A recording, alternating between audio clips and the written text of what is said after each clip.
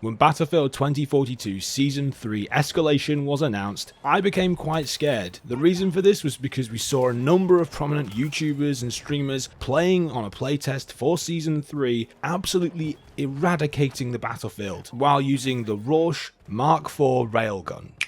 And when the Season 3 launch rolled around, we all saw that it was actually only sitting at tier 10 of the Season 3 Battle Pass, which meant it could be unlocked relatively quickly by anyone putting in any length of time in the game. I'll reiterate, I was pretty afraid of the Railgun coming to the game, and I really thought it was going to be a massive game breaker. But now, having had some time to spend hands-on with the Railgun, unlocking all the attachments and playing with it for an extended period, I think that fear might have gone away to an extent. I think the first thing that we need to note is the charge-up time. When I was watching footage prior to Season 3's release, it didn't look like the Railgun had much of a charge-up time at all, and because it is virtually a hit-scan weapon, it really looked like people could abuse it to a crazy degree. The charge time itself is 100% the greatest equalizer, and really makes the Railgun a lot less viable in those medium and short-range engagements. You can still obviously do well with the gun, if you're running it in full auto at least, but you have to pick your engagements a bit more wisely than you can with an AR or an SMG. Because of this, for me, I'll always run the Maul Hybrid 1.5 to 3x scope.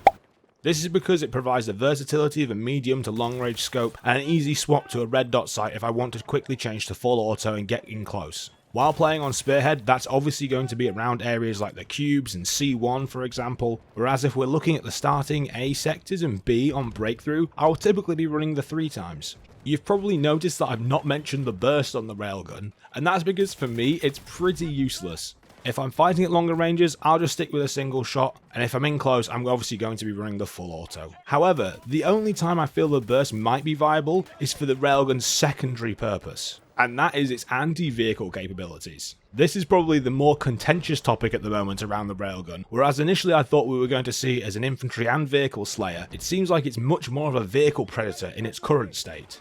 To give you some context, against the Apache attack chopper, the Railgun is actually worse than the NTW-50 at damaging it without reloading, but obviously if you include reload time, it's significantly better. The NTW takes about 8 shots to kill the Apache and around 17 for the Mk.4 Railgun. However, the differentiator between the two is obviously that the bullet travel time is significantly faster with the Railgun and there's significantly less bullet drop in comparison to the NTW.